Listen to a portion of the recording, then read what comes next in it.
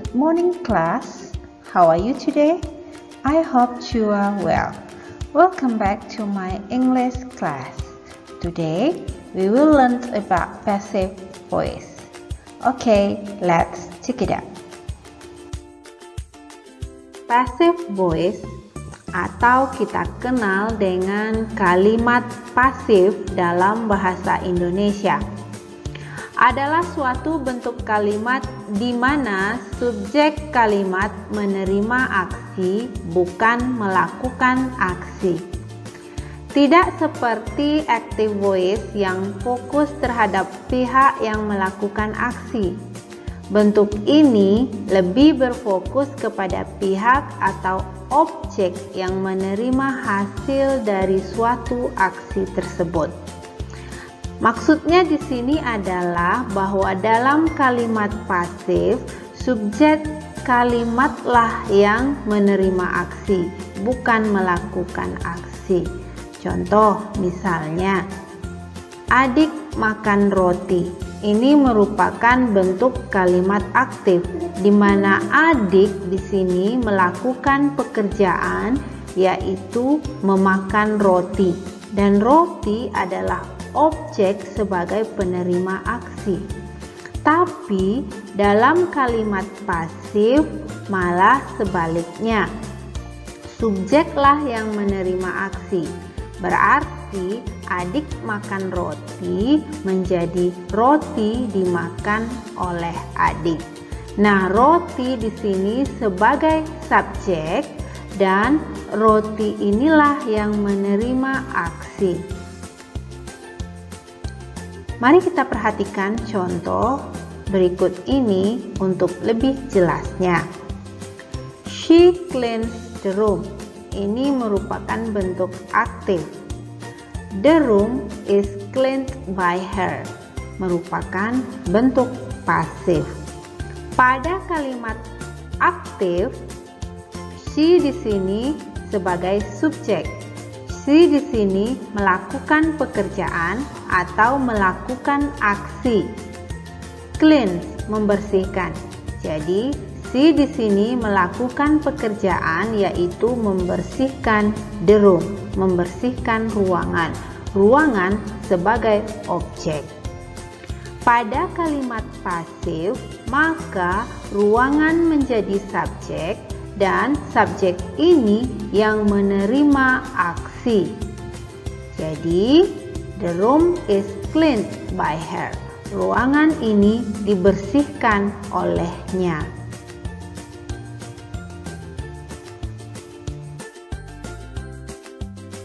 Untuk membentuk kalimat pasif, maka setelah subjek ditambah be.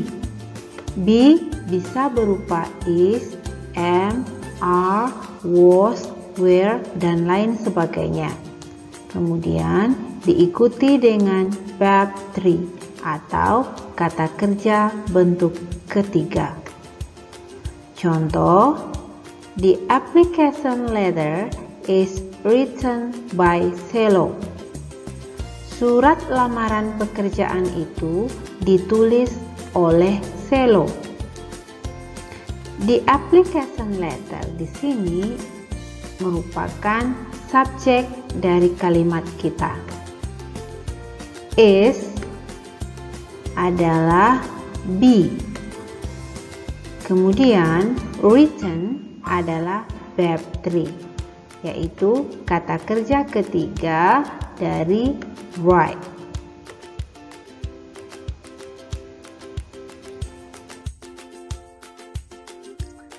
Well, my students, now let's study the following examples to see how passive sentences are formed from the active one.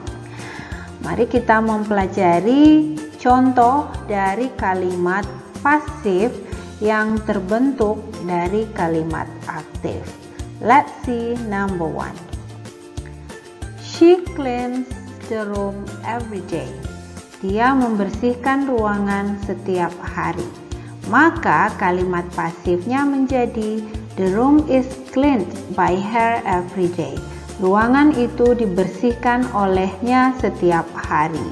Nah, The room menjadi subjek, kemudian is-nya adalah to be, dan cleaned adalah kata kerja ketiga dari clean. By her, olehnya setiap hari, ini adalah keterangan. Pada kalimat pasif, keterangan ini tidak begitu dibutuhkan karena kalimat pasif ini fokus pada subjek sama to be dan kata kerja yang digunakan. Kemudian bentuk pasif yang kedua, kita juga bisa merubahnya menjadi the room is cleaned every day. Ruangan ini dibersihkan setiap hari tanpa kata by her. Atau bisa juga the room is cleaned by her. Ruangan ini dibersihkan olehnya tanpa kata every day, setiap hari. Atau bisa juga the room is cleaned. Ruangan ini dibersihkan. Intinya di sini untuk merubah kalimat aktif si cleans the room every day ke dalam bentuk pasif adalah adanya subjek yaitu the room berubah menjadi subjek untuk kalimat pasif. Kemudian ada to be yaitu is, the room to be-nya adalah is. Kemudian clean membersihkan berubah menjadi bentuk ketiga yaitu clean. Maka kalimat kita sudah berubah ke dalam bentuk passive voice. Kalimat yang kedua, she is cleaning the room right now. Dia sedang membersihkan ruangan sekarang.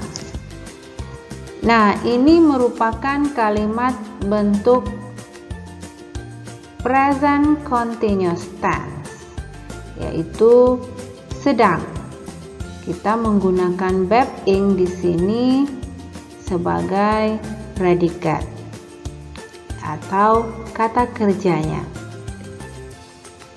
Maka bentuk pasifnya menjadi the room is adalah be untuk the room, kemudian setelah is ditambah being dan kata kerja ketiga cleaned. Maka cleaning di sini berubah menjadi cleaned untuk bentuk pasifnya. Kemudian yang ketiga, she cleaned the room yesterday. Dia membersihkan ruangan kemarin. Ini merupakan bentuk past tense atau bentuk lampau. Dia membersihkan ruangan kemarin. Kemarin adalah bentuk lampau. Maka pasifnya menjadi the room. Untuk the room to be-nya adalah is. Karena bentuk lampau maka is berubah menjadi was.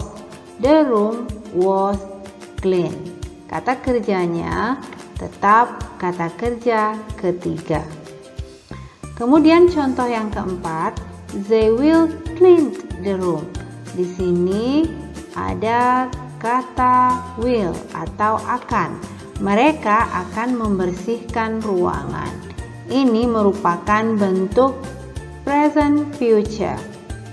Maka kalimat pasifnya menjadi the room will be cleaned. Kata kerjanya tetap kata kerja ketiga. The room will be cleaned. Ruangan itu akan dibersihkan.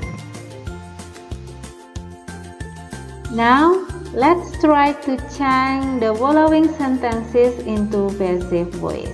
Jadi untuk lebih jelasnya, mari kita rubah kalimat aktif berikut ke dalam bentuk kalimat pasif. Okay, let's see number 1. My brother eats an apple. Saudara laki-laki saya makan sebuah apel. Maka kalimat pasifnya menjadi sebuah apel dimakan oleh saudara laki-laki saya. Jadi an apple, kamu bisa menulis jawabanmu di sini. An apple. Nah, to be setelah subjek, maka subjeknya berubah menjadi an apple. Kalimat aktif subjeknya adalah my brother, dan kalimat pasif subjeknya berubah menjadi an apple. Maka an apple setelah subjek ingat ditambah be. Be untuk an apple adalah is. Jadi an apple is it. Makan. Bentuk ketiga dari it adalah eaten. Oke, good. Jadi an apple is eaten. Bisa juga di sini an apple is eaten by him, olehnya, atau is eaten by my brother, dan boleh juga tidak ditulis. Sekarang yang kedua, he bought a novel. Dia membeli sebuah novel. Kita lihat, bought adalah bentuk past atau bentuk kata kerja kedua dari buy, membeli. Nah, kalau dia di sini menggunakan bentuk kata kerja kedua, berarti kalimat kita ini adalah kalimat past tense, ya kan? Atau kalimat lampau. Maka pasifnya menjadi subjeknya adalah a novel, sebuah novel dibeli olehnya. Jadi a novel, untuk novel to be-nya adalah is. Karena ini adalah bentuk past, maka is berubah menjadi was. Oke, good. Jadi a novel was bought. Bentuk kata kerja ketiga dari bought juga bought, karena dia adalah regular verb, kata kerja yang teratur. Jadi bentuk kedua dengan bentuk ketiganya sama, yaitu bought. Jadi pasifnya a novel was bought by him. Kita bisa menambahkan di sini olehnya, by him, atau a novel was bought. Sekarang yang ketiga, there was singing a song. Di sini ada singing, bentuk verb ing. Maka kalimat ini adalah bentuk present continuous tense. Sehingga pasifnya menjadi mereka menyanyikan sebuah lagu. Pasifnya menjadi sebuah lagu dinyanyikan oleh mereka. A song. Untuk a song to be-nya adalah is. Jadi a song is being. Kita lihat contoh yang tadi ya sebelumnya. Bentuk continuous ditambah being setelah to be.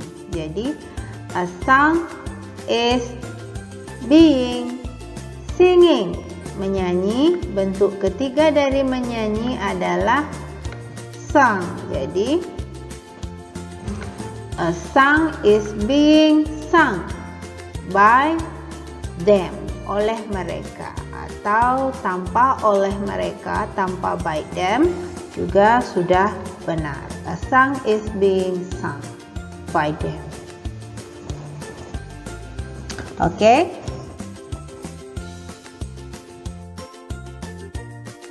Okay, my students, thank you very much for your attention. See you next week and bye-bye.